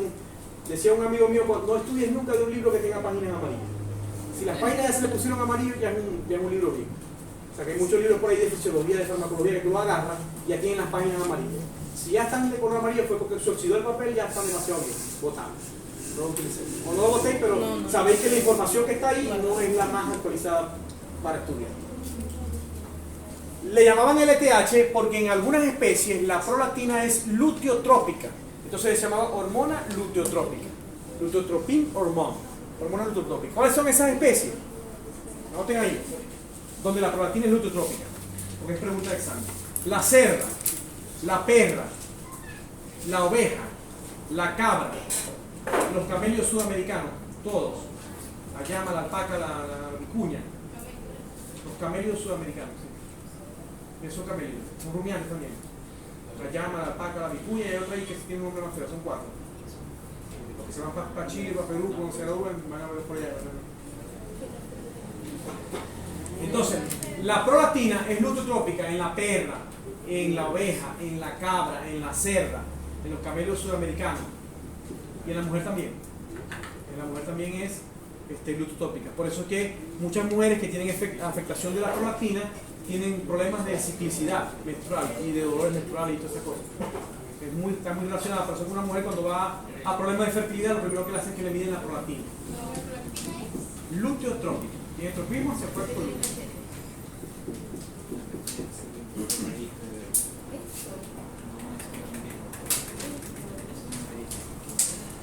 Bien, entonces esta hormona polipeptídica tiene afinidad sobre la parte de la corteza adrenal, sobre la zona fascicular y la zona reticular, para propiciar la liberación de mineralocorticoides, como cuál. De fisio, eso lo vieron con la persona de Perú, que llegó hoy de Colombia, creo. ¿Y va a dar clase de fisio? Ahí está. Ah, por ahí. Sí. Ay, le voy a decir, me brinde, pues se me con cobre. Se atrae cobre. Me brinde un baldecito. Que gana de nariz. Ajá. Yo me voy de aquí hasta que no me diga un mineralocorticoide. ¿Un qué? Mineralocorticoide. Mineralocorticoide. Mineral. Mineralocorticoide. Sí, mineralocorticoide. Pasa que también son como medio lentos. Usted ya yo estuviera googleando la verdad. ¿Cómo está la grúa? Ojalá, usted aquí no está la novia. No, mi amor, estoy aquí en clase. Cayendo una mentira ahí. No se está googleando. Mineralocorticoide, es más importante. Aldosterona. ¿Tiene receptores? ¿Quién dijo eso? ¿Vos? ¿Lo googleaste? Sí. Tenía Obvio. un punto por ser sincero. Me gusta la sinceridad de la mujer, porque las mujeres todas mienten. Sí, claro. Pero mentira, yo siempre digo eso, pero yo confío en mi mamá. ¿Cómo es que tu nombre? Tanto que te trato, tanto que te pongo... Bleque. ¿Cómo? Bleque. Creo que estoy como por 25 por ahí. ¿Qué número subimos? Ah, Bleque. Ah, esa. ¿Qué sitio ando Aime? Cuando vos estudiabas ahí ando Aime. La que se fue para Chile, la que fue para Colombia. Sí, Aime Fernández. Ah, la que se fue para Chile. Que la que fue para Chile me la presentaron allá en Chile. ¿Pero usted medio clase? ¿Quién dijo? Tanto que me raspó, no se acuerda de mi mamá. A ver, me salió de ella. No, en Argentina creo que está No, él. ella estaba en Chile, yo me la conseguí con la que está en Chile, que Con Kenia. Con Kenia. Con Kenia. Que yo era muy compiche de Kenia y podíamos y bailábamos y rumbiamos. Y entonces allá me la conseguí en Santiago y tu No, profe. sí, están en Y Chile. ella, Están en hola, ¿qué Chile. tal? No sé qué, profe, hace cuánto video, No. tanto que me raspó, aquí el verguero. Y pasó toda la noche con esa plan que la había raspado. El doble de peleones que yo, Dios mío. Yo no raspo a nadie, se raspan solos. Es verdad. Yo tenía una frase en la que decía, el profesor no la tiene agarrada contigo, el profesor no sabe ni quién eres tú. Decía profesor Briseño, y esa se la regalé cuando fui a Chile, se la regalé a mi hermano, y todavía se la pone porque es la clase en Urbe, se la pone para la clase. Yo llegaba a la clase con esa, el profesor no te la tiene agarrada contigo, no sabe quién eres tú. Pues el profesor Briseño creo que es un profesor en Caracas que hace stand-up, hace chistes y tal, y Sí, el profesor sí. de UCB. Él es profesor de comediante, UCB pues. y es comediante. Entonces tiene varias camisas que dice el profesor Luis, va a ser una que el profesor Rubio, yo lo pongo chiste. Ah, decirle por el profe, que si es esa la hormona más pequeña. Ya va, ya va, se me perdió. La TSH. Triotironina, ¿Qué pasa con eso? la más pequeña. No es esa. Ah, la más pequeña es una. Yo la busqué y me dice que es la hormona liberadora de la tirotroquina. Sí, la TSH, esa La misma fue la TSH. que. TLH. LH. Aquí La dice TDAH. T3. No, la T3 no, la T3 es polipeptídica. La TDAH. Es un tripéptido. Apenas tiene tetrabencidaminosa. ¿Cómo es tu nombre? Angélica qué? Ah, pues ya lo trataste Angélica. ¿Qué número está por aquí? ¿No listo? Creo que 11, 12. Angélica primera, 12. Por el fondo. Ajá, muchachos, entonces estas son las hormonas de la hipófisis. Aquí faltan algunas, las más actualizadas. Por ejemplo, hay una hormona polipeptídica que se llama POM. Anótenla por ahí, porque tiene un nombre coño de su madre. La POM. Pero es un poquito verano con ¿Cómo es tu nombre? Valeria. ¿Valeria qué? Rojas, la 24. Valeria Espinosa, la 8. Sí. Valeria Roja. La pro-opiomelanocortina. Ah, ya escríbalo. Así que es más larga que... No, porque en el examen se pone puro Sí, ponen La sigla. roja. las siglas. Disculpe. Apaga la luz y cierra la puerta. ¿Y van para qué? ¿Para el patio? Oye, vamos para la facultad. Ah, ok. Ah, sí, bueno, para la punta, dale.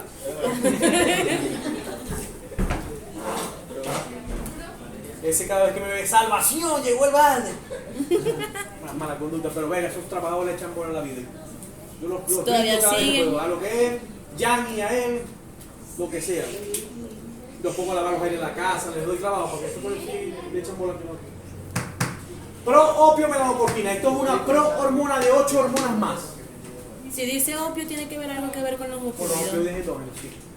propicia la liberación de ACTH, de CLH, de cortisol, de endorfinas, de diferentes, de opioides endógenos, de diferentes hormonas. Yo me aprendí puede sonar como apio. Opio. Propio, Proopiomelanocortina. Creo que está aquí. Proopiomelanocortina. También dice que la Sara y la prolactina. Ah, Opio, melana. a la siguiente, a ver si hay más. Yo creo que estamos terminando. Ah, bueno, aquí lo que produce, vamos a limpiar aquí. ¿No es la misma Doris? No, esta es Ah, no, la, esta. esta es la que pasa ahorita, la hipotálamo, esta es la hipófisis. Así no. Este cuadrito lo pongo yo muy comúnmente en los exámenes. Le pregunto el nombre de la hormona, la sigla, la naturaleza. Cuando le pregunto naturaleza es la propiedad, o sea, la propiedad bioquímica, pues si es una glicoproteína, si es un polipéptido, y la función. Así como hago yo los exámenes, no creo que sea tan difícil. Lo que pasa es que yo le puedo quitar, por ejemplo, de aquí, le quito todo esto y además le doy la sigla. O le pongo la función y le quito todo esto. Y usted tiene que completarla. Juega un poquito ahí con sus neuronas. Algunos salen fundidos del examen, pero por ejemplo si le pongo esto la sigla es más fácil, se llama así, se pone tan, le ponen, lo completan el cuadro. Yo creo que no. Me parece que sí. Así lo hacían los primeros exámenes, pero que dije, vamos a pasar un nivel más universitario. Entonces no le pongo la sigla, le pongo el nombre aquí, cuál es la sigla. Sí, por ejemplo. O le pongo aquí, por ejemplo, decapéptido, cacho, largo. Una hormona que tenga 10 residuos de aminoácidos. Le pongo aquí decapéptido, naturaleza decapéptido. Tiene que poner aquí GNRH. GNRH, que es un decapéptido. O un tripéptido. No, es una concha de mango, ya, es una concha de mango. Si le ponen el nombre o la sigla es más fácil que encontrar. No, la leche. Para el que tiene hambre se come esta la concha de mango, hermano. leche. La siguiente. La función. Bien, esto es pimpirulasa. Existen, de acuerdo a la colorante histoquímico, existen afinidad para las células. Por ejemplo, las células que son acidófilas son las somatotropas y las lactotropas.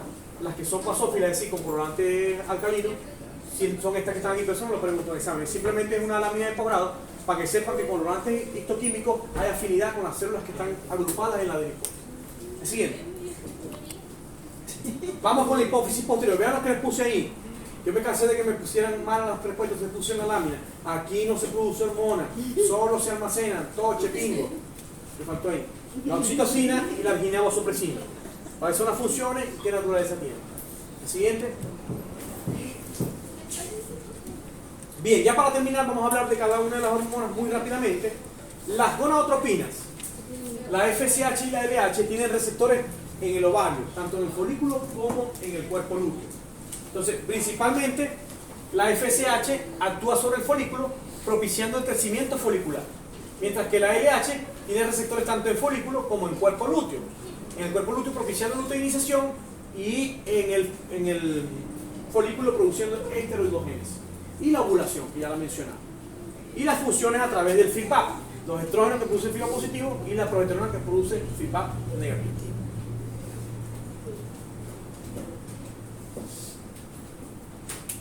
Tampoco tienen que separar ustedes allá. Dios mío. La siguiente.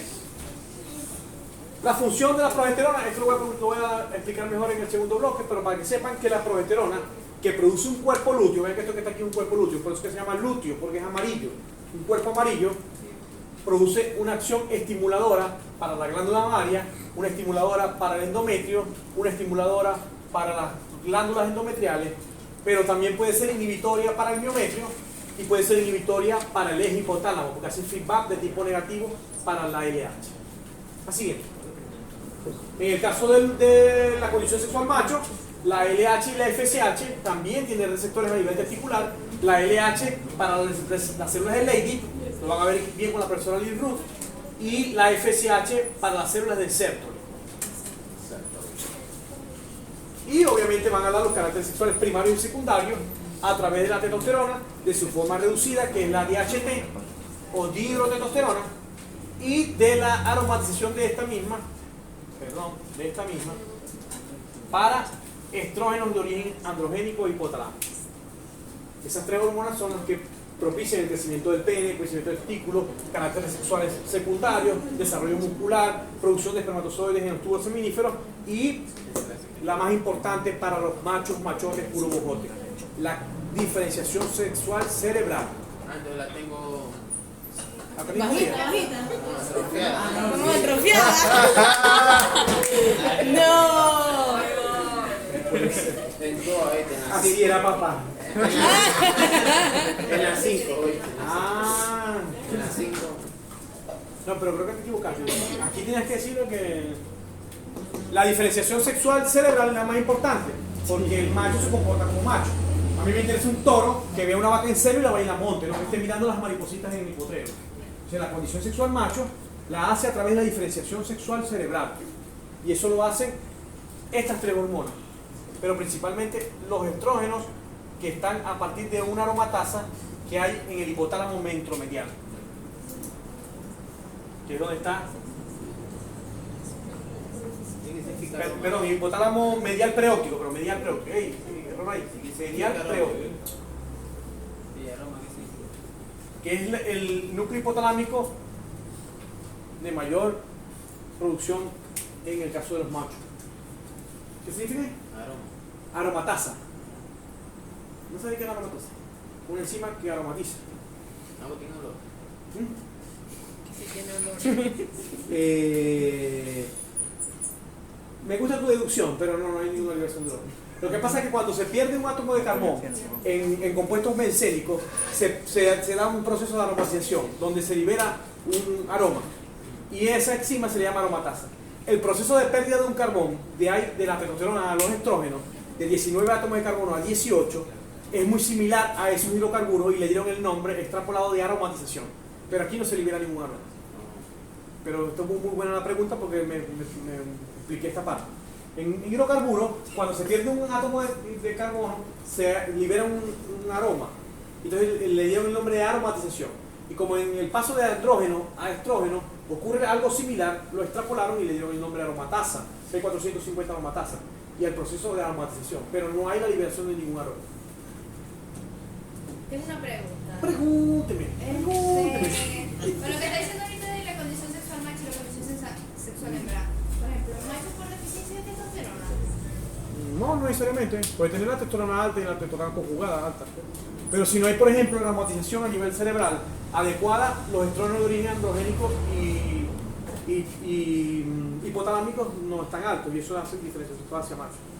O por ejemplo, ojo con los gorditos, la aromatasa que se produce en el tejido graso, el tejido graso es capaz de pasar testosterona a estrógeno. Y ocurre lo contrario, más bien aparece bofinita y aparece ginecomastia en los gorditos. Y eso es que hay un trabajo de Wolfi, 1997, en humanos, que no es lo mismo esa aromatasa que está en el tejido graso que la que está en el cerebro. Más bien es lo contrario, se te quiebra la ala. La dihidrotestosterona tiene algo que ver con la calvicie. Sí, la calvicie androgénica. La forma reducida de la testosterona, cuando está alta, tiende a haber pérdida de alopecia. Entonces las personas se dejan el pelo más largo y se lo llevan hasta final para no verse tan. Como cierta persona. O sea, yo lo vi en un libro, pero no leí. Sí, claro. ¿Alguna otra pregunta? Ese tema es muy interesante, yo lo doy en comportamiento sexual. Hay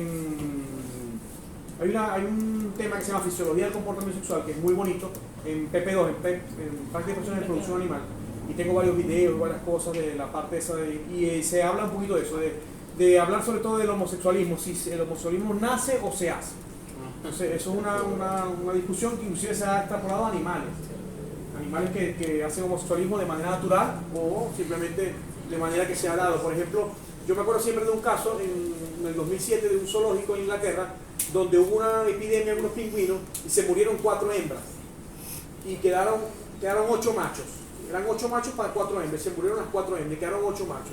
Entonces ellos se reorganizaron y bueno, unos fueron, me tocó hembra.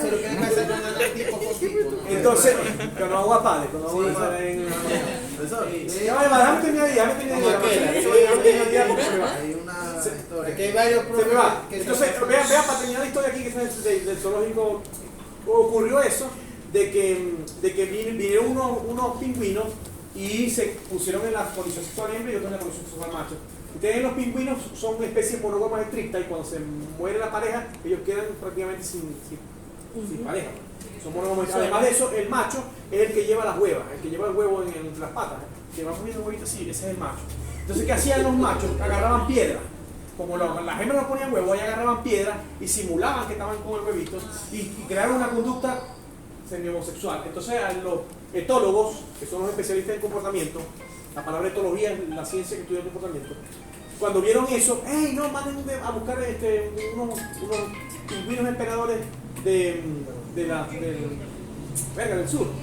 Una vez se cree que en el norte hay pingüinos, en el polo norte no hay pingüinos, en Antártida hay unos pingüinos. Se trajeron 4 hembras y se las pusieron Ahora no las añada. perdón, le trajeron 8 hembras para ponérselas a cada uno, y entonces alguien se dio cuenta de la comunidad gay y se ha formado el parampampán en el zoológico. ¿Y a dónde que querían abrir el zoológico? La comunidad gay con banderas ahí, que dejen los ser homosexuales. Y el zoológico estuvo cerrado como 2 semanas, no dejaban entrar a nadie. Porque dormían ahí, que si ellos querían ser gay, ¿por qué los estaban presionando para que fueran heterosexuales? Ellos decidieron ser gay, los pingüinos quieren ser como nosotros. Y se ha formado, como saben que en Inglaterra, como no pasa nada malo, hacen una noticia de cualquier cosa. Sí. Entonces, bueno, entrevistaban a la gente y lo llevaban a programas de televisión. No, que estamos luchando porque ellos quieren ser como nosotros y están sometiéndolos al acoso Pero a los que llevaban las hembras no le hicieron nada, ¿ok? Cuando llevaron las hembras y trataron de introducirlas en el zoológico, no permitieron la comunidad gay, en ese no se llamaba LGBT, WXYZ, no se llamaba así, sino que era una comunidad gay que no tenía ni bandera, pero ellos luchaban por sus derechos. Fue como en el 2007, muchos de ustedes estarían pequeñitos. Y cerraron el zoológico por varios días y tuvo que conversar la gente y los alcaldes y la vaina, porque, si no pueden tener huevos, ¿cómo propiciamos la generación de la especie si no tienen hembras para tener huevos y para perpetuar la especie y para seguir teniendo en el zoológico? A ver, y no entendían que ellos querían ser pingüinas, no querían ser pingüinas. Y esa noticia yo la tenía en clase y la ponía y nos reíamos Pero mucho. si Pero son monógamos, estrictos. monógamos estrictos. Sí. Y Aquí, cuando yo le iban a presente, no le iban a hacer nada a las hembras si las llevaran. Un punto menos. Yo pensé que estaba pasando lista. Monógamo estricto. No le iban a hacer nada a las hembras. O sea, en ese caso. Sí, ¿verdad? No, pero en ese caso ya es modificar, porque les tratan de meter la hembra para forzar. Pero sí, muchas especies de estas, sobre todo las aves migratorias, son monógamos estrictos, muchos de ellos. Pero está buena la deducción de... Vale, que si son monógamos estrictos y le ponían las hembras, a lo mejor tampoco vaya a pasar mayor cosa. Quizás por ahí se fue donde se desfrascaron la comunidad gay. La siguiente. Bien, muchachos. Vamos con el eje hipotálamo hipófisis glándula mamaria, que lo van a ver bien como un tema conmigo, con el profesor Decio, depende con quien quieran verlo. Tenemos los factores liberadores de prolactina, que tenemos la hormona liberadora de tirotropina, el péptido inhibidor vasoactivo, la angiotensina 2, los opioides endógenos, la 5-hidroxitriptamina, que es la misma serotonina, la oxitocina propiamente dicha, que también estimula la prolactina, y es un péptido activador gástrico, algo así. Son varios péptidos que tienen acción de estimulador de la prolactina. Y los inhibidores, que tenemos la dopamina, la cabergolina, la bromocriptina y el ácido gamma-aminobutírico, que es el GABA, también un inhibidor de la prolactina. Ellos estimulan la producción de prolactina a partir de las células mamotrópicas de la hipófisis y propician en la glándula mamaria el crecimiento mamario. Se llama mamogénesis. Lo van a ver bien, que existe mamogénesis, existe lactogénesis, existe lactopoiesis. Son términos que son distintos en la endocrinología. Mamogénesis es el crecimiento de la glándula mamaria, mientras que la lactogénesis es la producción de leche. Son dos cosas distintas, ambas dos inclusive la hace esta hormona, la prolactina. Siguiente. El eje hipotálamo hipófisis gónada, ese lo vamos a ver muy bien cuando estudiamos con genitales. En el caso del macho, lo van a ver con la persona de Roux, la acción de la inhibina, la acción de la testosterona, con los feedback negativos, controlando la regulación de ese eje. El siguiente. Ahí está la mitad de la asignatura. Apréndanse esos ejes. Tenemos el eje hipotálamo hipófisis glándula mamaria, hipotálamo hipófisis tiroides, hipotálamo hipófisis corteza adrenal, hipotálamo hipófisis crecimiento, o sea, hígado, crecimiento muscular, crecimiento óseo, todo lo que es crecimiento, hipotálamo, hipófisis, gónada, tanto para el macho como para el hembra. Aquí nos está faltando la GNIH, como esto es una lámina viejita, no aparece la GNIH. Y aquí, bueno, que en algunos libros aparece como PIF, no como PIH. Es una lámina en inglés que saqué de un librito creo que no tiene más error. A ver si yo le pongo, vean cuál es el error que hay en la lámina. Yo no veo que hay mayores errores, está buenísimo. Así es. Curiosidad. No, porque puse curiosidad. Cuidado, ya me sale una verga y me da miedo. Déjame mirar aquí en el computador. No, mentira, dale ahí, a ver qué puse yo en esa vez. Ajá, curiosidades. La condición sexual macho y la condición sexual hembra son distintas en la producción de LH. En la hembra se desarrolla el centro cíclico hipotalámico de producción de GnRH. Entonces hay ciclos cada 21 días de LH. Mientras que en el macho no se desarrolla el centro cíclico. Es decir, usted, ay, no tuvo un pico de LH. Eso no ocurre nunca en nosotros, en los machos, donde hay siempre liberación tónica o basal de LH durante todo el día. Es decir, hay ciclos cada 2 a 6 horas y después del episodio de la LH hay un pico de testosterona. No es un pico tampoco, es basal. Vean que todo basal. Es decir, constantemente se está produciendo testosterona pero sin ciclo, como ocurre en el caso de... Eso simplemente porque en la condición sexual macho no se desarrolla el centro cíclico hipotalámico de la GnRH. Así es. Esto ya lo expliqué. Esto explica en el hombre o en el macho cómo la oxitocina puede estimular la cola del epidídimo, propiciando el movimiento espermático y el movimiento de la parte de adentro, los ductos de frente, lo que produce dolor cuando hay estímulos térmicos, táctiles, visuales, y se estimula la producción de oxitocina. Entonces se activan los músculos de la comportamiento sexual, músculo de eyaculación, músculo escrotal, todo eso produce dolor si no hay la eyaculación en el macho.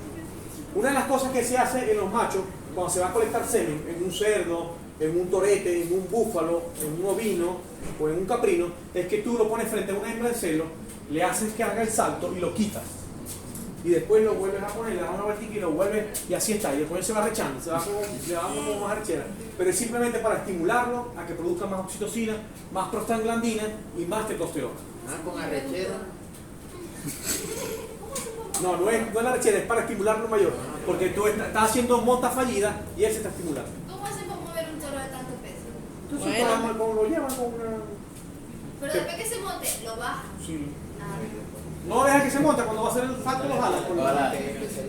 Lo jalan. Y Como para que crea. Exactamente. Claro, después que él se monte es muy difícil bajarlo. Igual que el garañón, el caballo también es difícil, porque cuando el caballo va a hacer la monta, él generalmente va encabritado. O sea, él va en dos patas una vez. Ya él va, y el que va a colectar semen de caballo tiene que colocarse un casco, un peto y botas de seguridad. Porque el coño va así. Si vos vais con la vagina artificial, es peligroso. Bastante peligroso. Yo tengo por ahí una foto, estoy allá en España haciendo mis prácticas profesionales con un casco con una vez más que se me ven las orejas. Tratando de conectarse con una vagina que es más grande que yo. Hasta que yo crecí, pero yo era más pequeño. Así.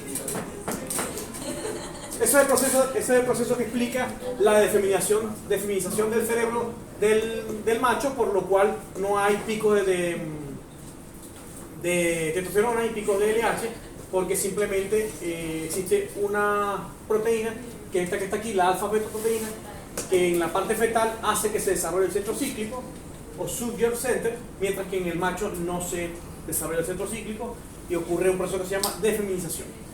Pero eso es más pimpirulaza, eso lo voy a explicar bien cuando vayan para posgrado o cuando vayan a reproducción. Así es, pero es una curiosidad.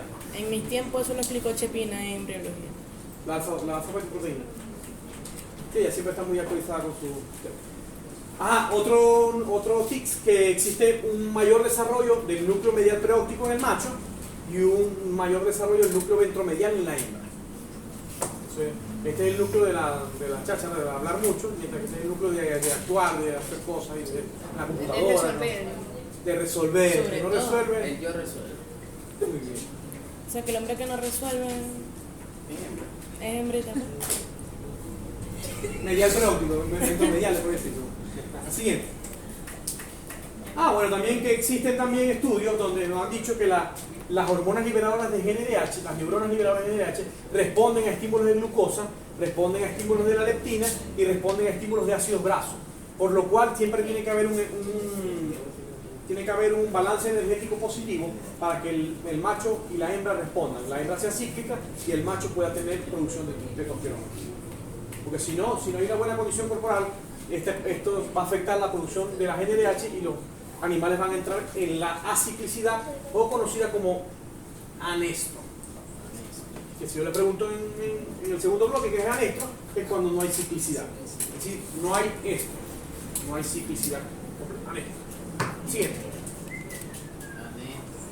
Eso yo lo expliqué, es los feedback, positivo y negativo. ¿Usted por qué está ahí? Siguiente. Que existen especies que son de ovulación inducida, lo vamos a ver en el segundo bloque, como los cameleos sudamericanos, como la coneja, como la gata, que necesitan el coito o necesitan el estímulo sexual para poder lograr la ovulación. Si no hay el estímulo de penetración, no se da la ovulación. Entonces, se llaman de ovulación inducida. Los búfalos son por estaciones, ¿no? ¿O son las cabras? Las cabras y los búfalos y los ovejos. ¿Y cómo hacen con las búfalas para, o sea, sí se puede reprogramar, ¿no? Para que Sí, igual que la oveja y la cabra. Lo que pasa es que... No. Lo que pasa es que esto es ovulación inducida. Los búfalos son de ovulación espontánea, igual que la vaca, pero estacionaria. Son reproductores de días cortos. Es decir, ya salen más de celo en octubre, noviembre y diciembre. En nosotros que estamos al norte del sur, es decir, que estamos por encima del Ecuador. Si estuviésemos por abajo, fuera al contrario. Fíjate que no es lo mismo en la parte septentrional hacia el norte o austral hacia el sur. Lo que está en el medio, en el Ecuador, casi no hay cambio, porque la diferencia de fotoperíodo que han estudiado aquí en Venezuela creo que es de 55 minutos. Desde el día más corto del año, que es el 21 de diciembre, hasta el día más largo, que es el solsticio de verano, que es el 21 de junio. O sea, la diferencia entre el 21 de diciembre y el 21 de junio son 55 minutos. Por lo cual las 4 estaciones no se dan. Hay ciertos cambios que puede ver en los árboles. Ahorita en marzo llegó la primavera, empiezan a florear los árboles y tal, que es el 22 de marzo, cuando da la fiesta del Orza, que empieza el 19 y después viene la primavera, que viene conjunto con la primavera. Entonces eso se debería dar. Si tú estás en España, por ejemplo, ves todas las flores saliendo, todo se ve bien bonito, los árboles que vienen del invierno empiezan a florear, todo se ve bien bonito, se ve un cambio drástico. Aquí no, aquí cuando no ha llovido, y ahora que no ha llovido menos. Se están incendiando el Consejo Siduma, se está incendiando la cañada, cada vez que se prende una finca, sale todo el mundo a apagar fuego. Pues estamos en una sequía bastante extrema en el año 2024. Siguiente. Bueno, esta clase está ahí, que es la misma, la tomé del grupo, de hecho, para que no digan que estoy dando clases nuevas. La tomé del grupo, la pasé por punto y la